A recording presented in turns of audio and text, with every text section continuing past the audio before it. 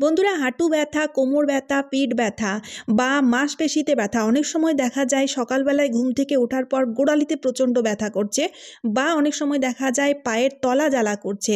তো এরকম ধরনের সমস্যা শুধুমাত্র যে বয়স্কদের হয় তা নয়, আজকাল কিন্তু কম বয়স্কদের ক্ষেত্রেও দেখা যাচ্ছে। বন্ধুরা, ভিটামিনের কিছু কমতির কারণে এই সমস্যা দেখা দেয়। তো বন্ধুরা, এই ব্যথা থেকে বা এই সমস্যা থেকে আমরা কিভাবে আরাম পেতে পারবো তারই একটি দারুণ টোটকা শেয়ার করব, যেটা অ্যাপ্লাই করাতে ওষুধ খাওয়া ছাড়াই আপনারা এরকম ধরনের ব্যথা থেকে চিরতরে মুক্তি পাবেন। তো চলুন ভিডিওটি শুরু করা যাক। তো বন্ধুরা, এই টোটকাটি তৈরি করার জন্য এখানে আমাদের নিয়ে নিতে হবে সর্ষের তেল। তবে বন্ধুরা, সর্ষের তেল ছাড়া আপনারা তিলের তেলও নিয়ে নিতে পারেন, কিন্তু কোনো মতে নারকেল তেল নেবেন না। নারকেল তেল যেহেতু ঠান্ডা, তাই নারকেল তেল নেওয়া যাবে না। তো এখানে ছোট্ট মতো আমি একটা বাটি নিয়েছি, চাইলে আপনারা তড়কা প্যান বা ছোটো কড়াইও নিয়ে নিতে পারেন। এবার আমাদের কি করতে হবে, গ্যাসটিকে অন করতে হবে। গ্যাসটিকে অন করে গ্যাসের ফ্লেমটিকে একদম লোতে রেখে আমাদের তেলটি তৈরি করতে হবে। তো এই তেলটি তৈরি করার জন্য আমাদের আরও কয়েকটি জিনিসের প্রয়োজন পড়বে। যেমন এখানে আমাদের নিয়ে নিতে হবে 1 চামচ মতো মেথি। বন্ধুরা, মেথি আমাদের হাড় শক্ত করতে খুবই সাহায্যকারী। তাই বন্ধুরা, মেথির ইউজ এখানে নিচ্ছি। অনেকে আবার জোয়ানের ইউজ করে, জোয়ানও কিন্তু পেন কিলারের মতো কাজ করে থাকে। তো মেথি কিংবা জোয়ান 1 চামচ নিয়ে নিন।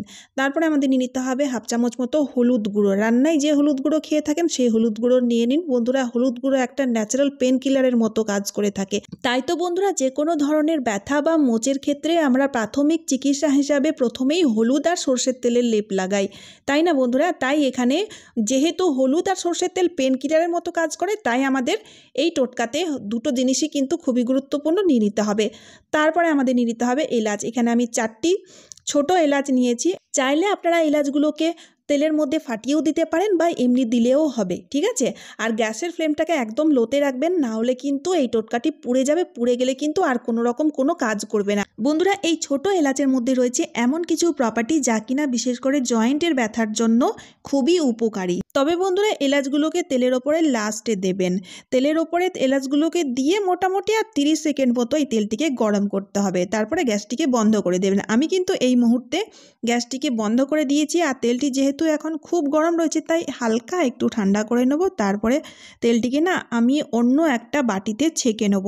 তো বন্ধুরা, এই তেলটি চাইলে আপনারা বেশি করে তৈরি করে স্টোর করেও রাখতে পারেন। তাহলে বন্ধুরা, এই তেলটি বারবার তৈরি করার ঝামেলা হবে না। আর যখন আপনারা ইউজ করবেন, ইউজ করার আগে হালকা করে একটু গরম করে নেবেন, ঠিক আছে? ঠান্ডা তো ইউজ করা যাবে না, হালকা একটু গরম করে উষ্ণ গরম এই তেলটিকে ইউজ করতে হবে। তো তেলটি কিন্তু বেশ অনেকটাই ঠান্ডা হয়ে গেছে। উষ্ণ গরম পর্যায়ে যখন আসবে তখনই নিতে হবে কর্পূর। তো বন্ধুরা, এখানে 2টি কর্পূরের ইউজ নিচ্ছি। বন্ধুরা, কর্পূর বলতে ওই যে পুজোর সময় যে কর্পূরের ইউজ করা হয় সেই কর্পূর, ন্যাপথলিন নয়। কিন্তু অনেকের আবার কনফিউশন থাকে এই কর্পূর নিয়ে। তো এখানে সেই পুজোতে ইউজ করে সেই কর্পূর নিয়েছি। আর 2টো কর্পূরের ট্যাবলেট নিয়ে গুঁড়ো করে এই তেলের সাথে মিশিয়ে দিয়েছি।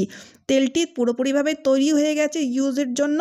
বন্ধুরা, শীতকালে আমাদের ব্যথার সমস্যাটি সবচেয়ে বেশি দেখা যায়, কারণ ঠান্ডার চোটে শীতকালে আমাদের শরীরে অনেক সময় রক্ত জমে যায়, যার ফলে শরীরে ব্যথা শুরু হয়ে যায়। এমনিতে বন্ধুরা, যাদের জয়েন্টের ব্যথা রয়েছে, হাঁটুর ব্যথা হোক বা বাতের ব্যথা বা পায়ের তলার জ্বালা করার মতো সমস্যা, এই সমস্যাগুলো শুধু শীতকাল বলে নয়, যে কোনো সময় সারা বছরই কিন্তু হয়ে থাকে।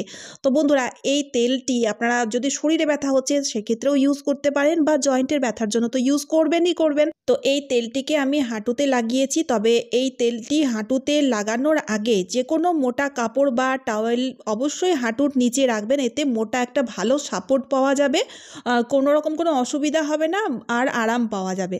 মাসাজ করার সময় অনেক সময় দেখা যায় আমরা ঠিকঠাক মাসাজ করতে না পেলে কিন্তু ভালো ফল পাওয়া যায় না।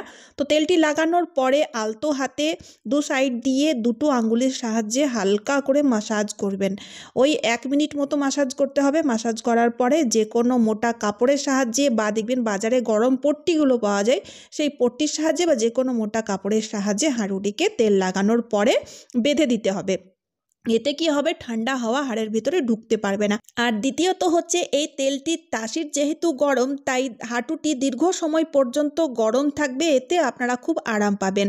তবে রাত্রিবেলায় ঘুমোতে যাওয়ার আগে এই টোটকাটি অ্যাপ্লাই করতে হবে, আর সারা রাত্রির জন্য ছেড়ে দিতে হবে।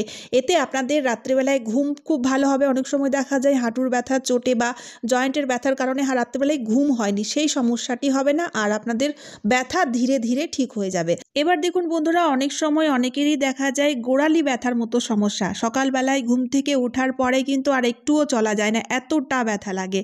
তো সেক্ষেত্রেও বন্ধুরা এই তেলটিকে আপনারা অ্যাপ্লাই করতে পারেন। তো গোড়ালির এই পর্যায়ে তেলটিকে লাগিয়ে হালকা একটু মাসাজ করে দেবেন। তারই সাথে সাথে বন্ধুরা যদি আপনার গোড়ালি ফাটার মতো সমস্যা রয়েছে, অনেকেই রয়েছে শীতকাল আসতে না আসতেই কিন্তু গোড়ালি ফেটে যায়, গোড়ালি ফেটে গিয়ে রক্ত বেরোয় আর প্রচণ্ড যন্ত্রণাদায়ক হয়ে থাকে। তো সেক্ষেত্রে বন্ধুরা গোড়ালির মধ্যে এই তেলটিকে রাত্রিবেলায় পা ধোয়ার পরে লাগাতে পারেন, তাহলে আপনাদের গোড়ালি ফাটার মতো সমস্যাও দূর হয়ে যাবে, গোড়ালি রিপেয়ার হয়ে যাবে। এবার দেখুন বন্ধুরা এই তেলটিকে গোড়ালির মধ্যে ভালো মতো লাগানোর পরে মোজা পরে নিতে হবে। তো এখানে না আমি মোজার মুখটাকে কেটে নিয়েছি, মোজার মুখটাকে কেটে নেওয়ার পরে আমি মোজাটাকে পরছি। শীতকালে তো আমরা এমনি মোজা পরলেও কোনো অসুবিধা হবে না, কিন্তু গ্রীষ্মকালে তো মোজা পরা যায় না, তাই আমি এই মোজাটিকে না দেখুন মোজাটির মুখটাকে কেটে নিয়েছি। এর ফলে কি হবে, এই মোজাটিকে আমরা গ্রীষ্মকালেও খুব সহজে ইউজ করতে পারবো। তো তেল লাগানোর পরে যদি এভাবে মোজা পরে নিতে পারেন, দীর্ঘ সময় পর্যন্ত গোড়ালিটা গরম থাকবে, যার ফলে ব্যথা থেকে রিলিফ পাওয়া যাবে। আর সকালবেলায় উঠে দেখবেন গোড়ালি ব্যথার মতো সমস্যা থাকবে না, ধীরে ধীরে কয়েকদিনের মধ্যেই দেখবেন গোড়ালি ব্যথাও ঠিক হয়ে যাবে। এবার দেখুন বন্ধুরা শীতকালে যেহেতু আমাদের মহিলাদের তো সারাদিনই কাজ করতে হয়, আর বিশেষ করে শীতকালে সারাদিন আমাদের কিন্তু ঠান্ডা জল নাড়াঘাটা করেই কাজ করতে হয়, যার ফলে কি হয় আমাদের হাতগুলো না শিরশির করে থাকে, হাতে ব্যথা হয়ে থাকে, বা অনেকেরই দেখবেন হাত ভেঙে যাওয়ার পরে না হাতটা ঠিক হলেও কিন্তু এই শীতকালে কিন্তু আবারও কিন্তু ব্যথা হয়ে থাকে, হাতটা শিরশির করে। তো সেক্ষেত্রে বন্ধুরা এই তেলটিকে আপনারা হাতের মধ্যে লাগিয়ে নিন। আবার অনেকে রয়েছে যাদের ঘুমের প্রবলেম হয়ে থাকে, ঠিকঠাক মতো ঘুম হয় না, বা মাঝরাত্রে ঘুম ভেঙে যায় আর ঘুম আসে না, মোট কথা ঘুমের সমস্যা রয়েছে, তো তারাও কিন্তু দেখুন এই তেলটিকে না হাতের মধ্যে এইভাবে অ্যাপ্লাই করতে হবে। তো বন্ধুরা এই তেলটি বাচ্চা থেকে বড় বা বুড়ো সবাই কিন্তু ইউজ করতে পারে। ন্যাচারাল জিনিসের কোনো কিন্তু বাধা বা কোনো সাইড এফেক্ট নেই, বরং আমরা ভালো রেজাল্ট পাই। তো এখানে দেখুন বন্ধুরা যেভাবে ভিডিওতে দেখানো হচ্ছে ঠিক সেইভাবেই তেলটিকে অ্যাপ্লাই করে ঠিক সেই ম্যাসাজগুলোই করতে হবে স্টেপ বাই স্টেপ।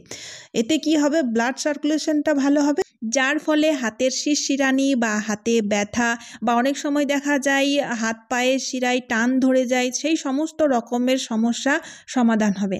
আর যাদের বিশেষ করে একদমই কিন্তু ঘুমের খুব সমস্যা রয়েছে, তারা এই হাতের তালুর মধ্যে তেলটিকে লাগিয়ে ভালোভাবে ঘষে নেবেন, ঠিক আছে?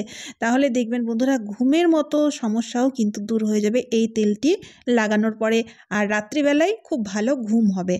আচ্ছা, যাদের ব্যথা রয়েছে হাতের মধ্যে, হাত কোনো সময় ক্র্যাক হয়ে গেছিলো বা হাত ভেঙে গেছিলো, যার ফলে শীতকালে সেই ব্যথাটা কিন্তু আবারও হচ্ছে, তারা এই তেলটিকে লাগানোর পরে হালকা করে মাসাজ করার পরে হাতের মধ্যে একটা মোজা পরে নিন। মোজার মুখটাকে কেটে দিলেই, পুরনো মোজা তো থাকেই আমাদের বাড়িতে, তো সেই মোজার মুখটাকে কেটে দিলেই আপনারা খুব সহজেই হাতের মধ্যেই মোজা পরে নিতে পারেন, তাহলে দেখবেন খুব আরাম পাবেন, হাড়ের মধ্যে আর ঠান্ডা হাওয়া ঢুকবে না আর ব্যথাও লাগবে না। চাইলে গরম কাপড়ও বেঁধে দিতে পারেন, আশা করছি খুব ভালো উপকার পাবেন। তো চলুন বন্ধুরা আজকের ভিডিওটি আমি এখানেই শেষ করছি। তবে বন্ধুরা ভিডিওটি শেয়ার করতে ভুলবেন না, কারণ বন্ধুরা যারা এইরকম ধরনের ব্যথা বা সমস্যায় ভুগছেন তাদের জন্য খুব উপকার হবে। আর তারই সাথে সাথে চ্যানেলটিকে সাবস্ক্রাইব করে অবশ্যই আমার পাশে থাকবেন। তো চলুন বন্ধুরা আবার দেখা হচ্ছে অন্য কোনো নতুন ভিডিওতে। টাটা বন্ধুরা।